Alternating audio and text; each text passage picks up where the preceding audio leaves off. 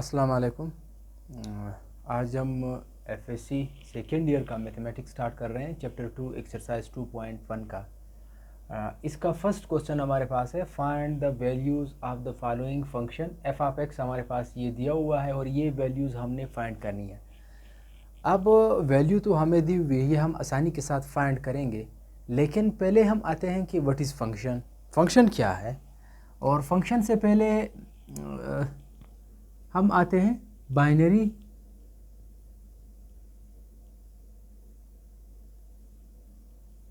Relation. Function है binary relation.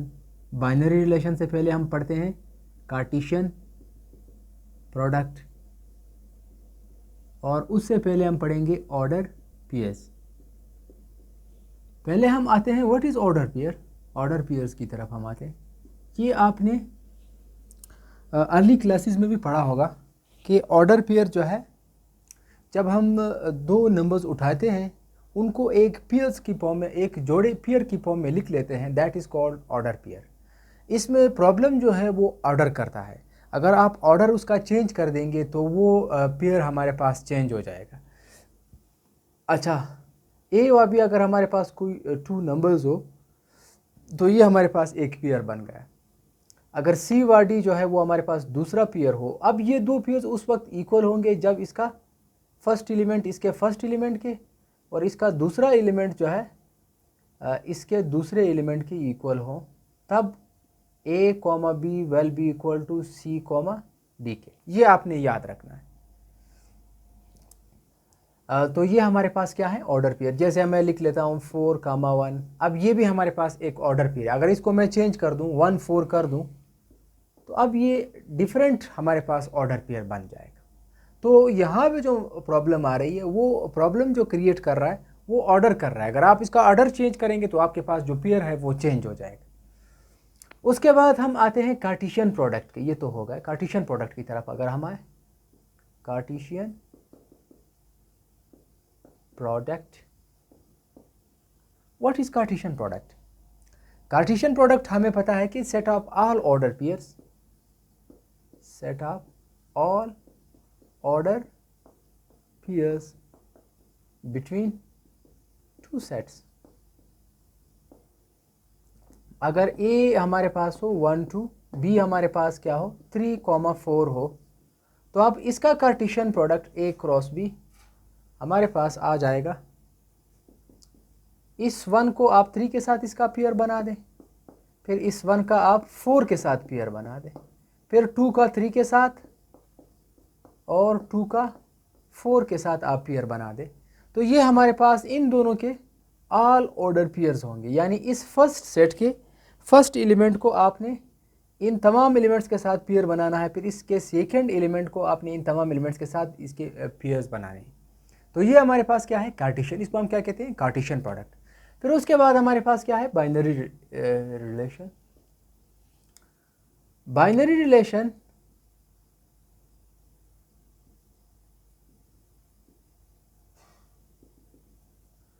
Binary relation जो है subset of A cross B. A cross B के subset को हम क्या कहते हैं, बाइनरी रिलेशन। अब आप कहेंगे कि अब सबसेट का क्या मतलब, यानी R1 में लिख लेता हूँ। R1 जो है इसमें एलिमेंट्स हमारे पास आ रहे हैं 1,3 1,4। ये हमारे पास एक बाइनरी रिलेशन। इसी तरह R2 में उठाता हूँ, R2 is equal to 2 3 with 2 4। या आप जो है R4 उठा दें, ये सारे सेट की एलिमेंट लिख लें, ये सारे ऑर्डर पेयर्स लिख लें, ये भी हमारे पास एक बाइनरी रिलेशन है। तो इसको हम क्या कहते हैं, बाइनरी रिलेशन। यानी एक सबसेट होगा, अब वो प्रॉपर सबसेट भी हो सकता है और इम्प्रॉपर सबसेट भी हो सकता है। उसके बाद हम आते हैं फंक्शन की तरफ। मेन जो हमारा टॉपिक है वो है फंक्शन। फंक्शन क्या है, फंक्शन हमारे पास जो है एक ऐसी बाइनरी रिलेशन है जिसमें हर डोमेन जो है उसका एक रेंज होना चाहिए, हर डोमेन का एक रेंज होना चाहिए। यानी एवरी डोमेन का ओनली वन रेंज होना चाहिए, या हर इनपुट का एक आउटपुट होना चाहिए। इसको हम क्या कहते हैं? फंक्शन। अब आपके ज़हन में सवाल आता होगा कि किस तरह फंक्शन को हम फिगर के लिहाज से, इसका फिर हम डायग्राम्स बनाएंगे उनके लिहाज से, और सेट्स के लिहाज से, तीनों के लिहाज से हम देख लेते हैं। एक हमारे पास दो सेट्स दिए हुए हैं, a is equal to 1 2 3, b हमारे पास है a b c। अब अगर ये सेट में बना देता हूँ 1 2 3 4, बल्कि a b c। अब f जो है बाइनरी रिलेशन है फ्रॉम a टू b, यानी ये दो के दरमियान रिलेशन है। फंक्शन जो है एक स्पेशल टाइप रिलेशन है, जैसे मदर एंड सन, ये एक स्पेशल रिलेशन है, लेकिन एक स्पेशल टाइप रिलेशन है। तो इस स्पेशल टाइप रिलेशन को हम क्या कहते हैं? फंक्शन कहते हैं। अब ये दो सेट है, इनके दरमियान जो है मैं रिलेशन लिख लेता हूँ। 1 का a के साथ रिलेशन है, 2 का b के साथ है, 3 का रिलेशन ड्रॉ नहीं है यहाँ पे। तो क्या ये फंक्शन है? नहीं है। क्यों नहीं है? क्योंकि एवरी का कंडीशन जो है वो सेटिस्फाइड नहीं हो रहा। हर डोमेन का रेंज होना चाहिए, लेकिन अच्छा, ये इस फर्स्ट सेट को हम क्या कहते हैं? डोमेन, और इस सेकंड को हम क्या कहते हैं? रेंज। इस फर्स्ट को हम डोमेन, ये जो 1 व 2 हमारे पास आ रहा है, और ये second one is called its range. First को हम डोमेन और सेकंड को हम इसका रेंज कहते हैं। तो इसका डोमेन जो है हमारे पास 1 2, और रेंज जो है वो b व a व b आ रहा है। अब इसका जो है हमारे पास रिलेशन नहीं है, तो लिहाजा ये फंक्शन नहीं है। तो हर इस सेट के हर एलिमेंट का रिलेशन होना जो है वो लाजमी है। तो यहाँ पे वो रिलेशन ड्रॉ नहीं हुआ, तो लिहाजा ये नॉट अ फंक्शन, ये फंक्शन नहीं है। इसी तरह यही सेट मैं उठाता हूँ 1 2 3, a b c, f is relation from a to b। अब 1 का a है, 2 का भी a है, 3 का c है। क्या ये फंक्शन है? यस, ये है। इस फर्स्ट सेट का, हर सेट का, एवरी एलिमेंट का हमारे पास क्या है? रिलेशन है। फिर हर एलिमेंट का सिर्फ एक रिलेशन है, ओनली वन। एवरी और ओनली वन दोनों सेटिस्फाइड हो रहे हैं।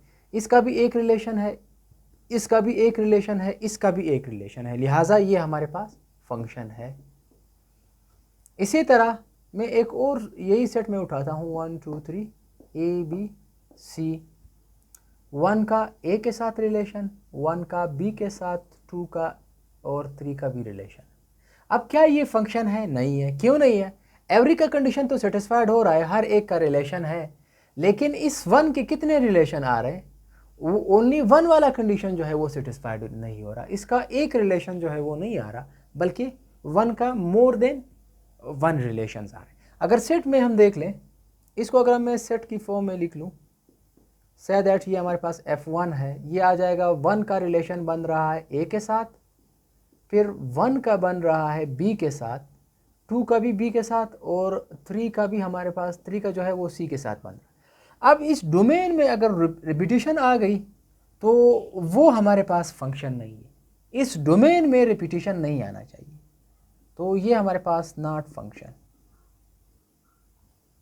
इसका अगर हम सेट बना दें f2 इज इक्वल टू 1 का a के साथ,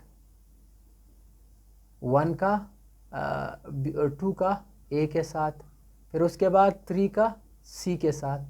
अब सबका डोमेन में रिपीटिशन नहीं आ रही, और ये तीनों जो फर्स्ट सेट की एलिमेंट्स है तीनों हमारे पास यूज़ हुए हैं। 1 भी आ गया है, 2 भी है, 3 भी है, तो इसका मतलब ये है कि ये फंक्शन है। इसके अगर हम रिलेशन बना दें f say that 3 is equal to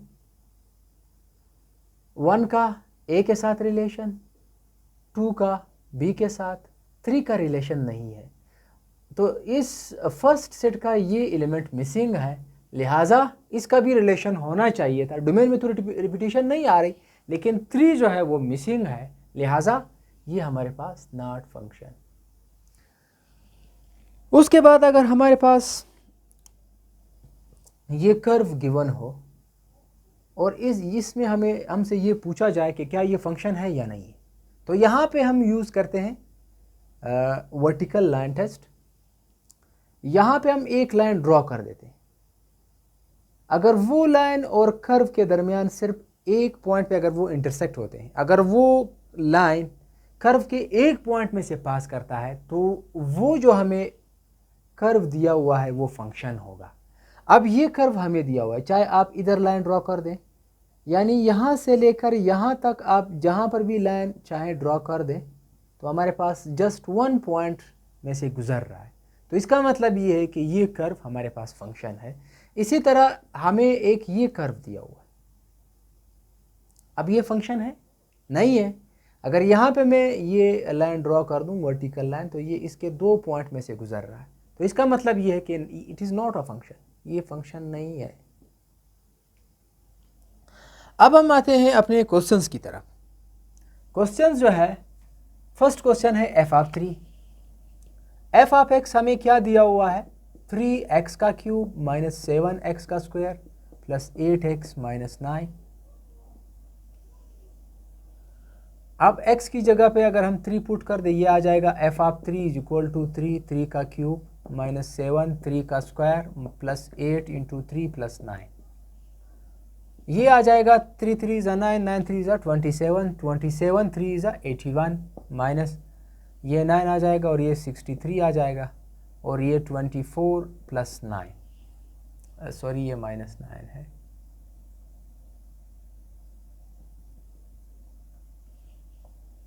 अब ये दो आपस में ऐड हो जाएंगे और ये आपस में सब्ट्रैक्ट हो जाएंगे। ये भी प्लस वाला है, ये भी प्लस वाला, ये आ जाएगा 1 + 4 5, 8 + 2 इज़ 10 माइनस 3, ये आ जाएगा 72। दोनों के सेम साइन है, लिहाजा ये आपस में ऐड हो जाएंगे। अब अगर 105 में से मैं 72 सब्ट्रैक्ट कर दूं, तो हमारे पास आ जाएगा 33। 2 इसमें चला जाएगा, 3 आ जाएगा। 10 में से जब मैं 7 सब्ट्रैक्ट कर दूंगा, हमारे पास 3 आ जाएगा, यानी एफ ऑफ 3 की जो वैल्यू है वो हमारे पास 33 आ रही।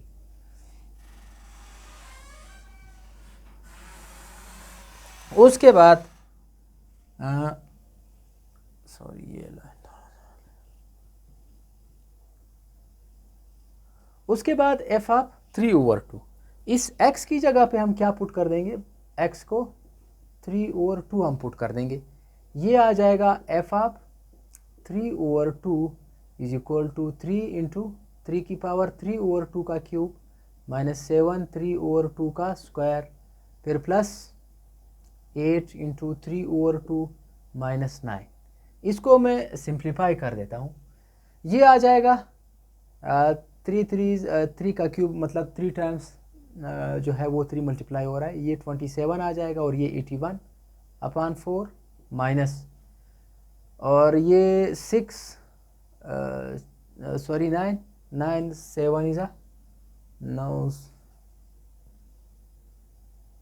63 और अच्छा ये नीचे 8 आ जाएगा, सॉरी 2 का क्यूब जो है 2 का क्यूब हमारे पास 8 आ जाएगा और 2 का स्क्वायर हमारे पास 4 आ जाएगा प्लस 8 2 इज़ 8 3 इज़ 24/2 माइनस 9।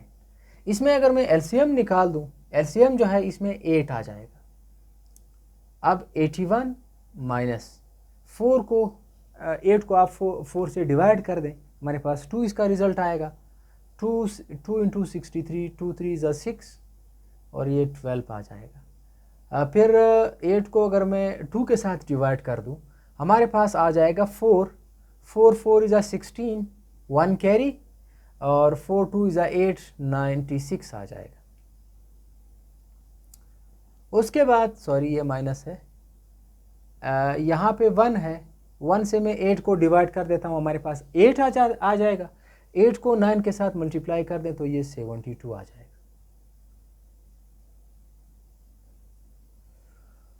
अब इसको हम सिंप्लीफाई कर देते हैं,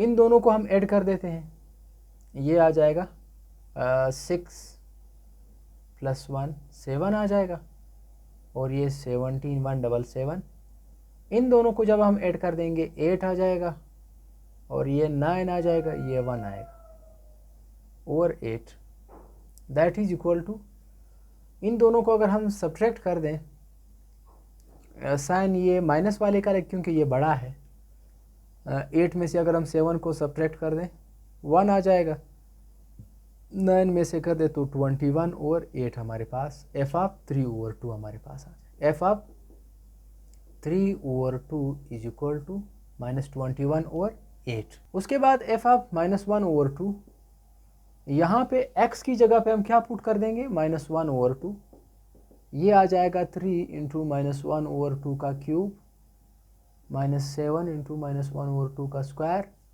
प्लस 8 × -1/2 -9।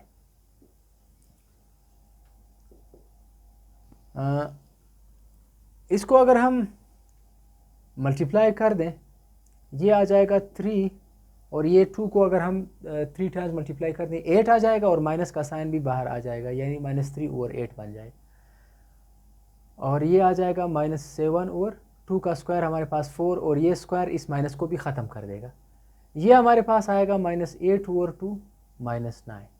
इसमें अगर हम एलसीएम निकाल दें, एलसीएम हमारे पास इसमें 8 आ जाए, बल्कि इस तरह कर देते हैं,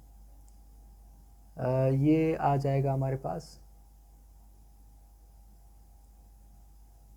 एलसीएम हम निकाल देते हैं, एलसीएम इसमें 8 आ जाएगा, -3, और ये 4 से हम 8 जो है हमारे पास एलसीएम आ रहा है, 8 को 8 से डिवाइड किया, रिजल्ट 1 आया, -3, 1 को -3 के साथ मल्टीप्लाई किया, वो वही -3 आ जाएगा। फिर 4 को जब हम 8 को जब हम 4 से डिवाइड कर देंगे हमारे पास 2 आ जाएगा, -7 × 2 वो हमारे पास 14 आ जाएगा, -4 इसका रिजल्ट आएगा, और ये आ जाएगा 32, 8 4 इज 32, फिर उसके बाद ये आ जाएगा 72।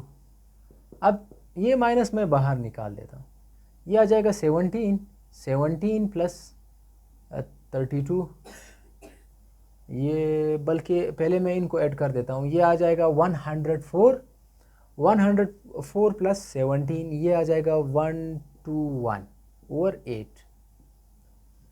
तो f(-1/2) जो है वो 121 ओवर 8 विद माइनस साइन, ये आ जाएगा। उसके बाद इसका लास्ट पार्ट है डी पार्ट, f(1 - x), वो हमारे पास क्या आ जाएगा,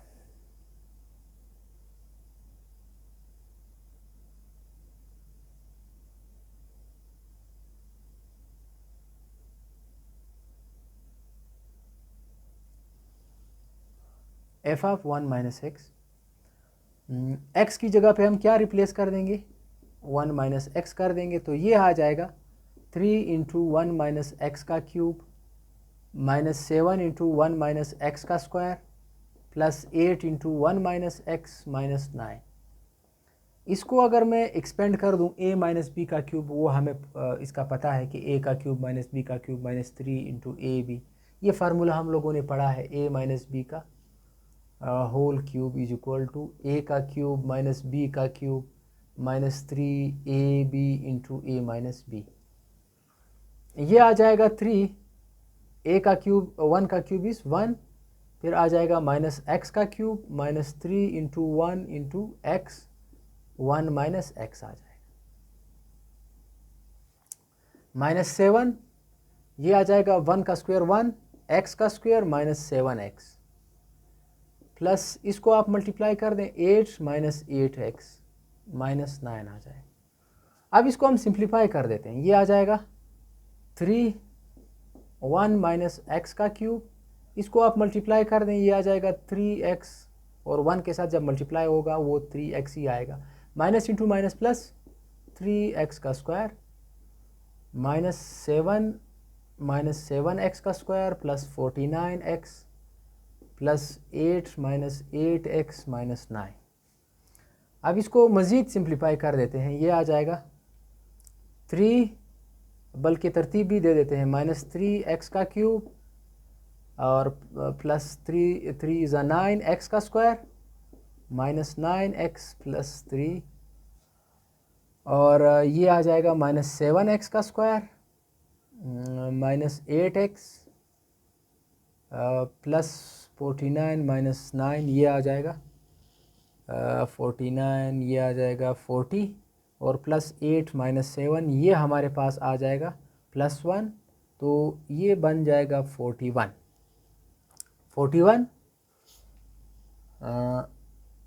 that is equal to -3x का क्यूब +9x का स्क्वायर -7x का स्क्वायर, ये बन जाएगा +2x का स्क्वायर -9x -8x ये आ जाएगा 17x और 41 + 3 ये हमारे पास 44 आ जाएगा।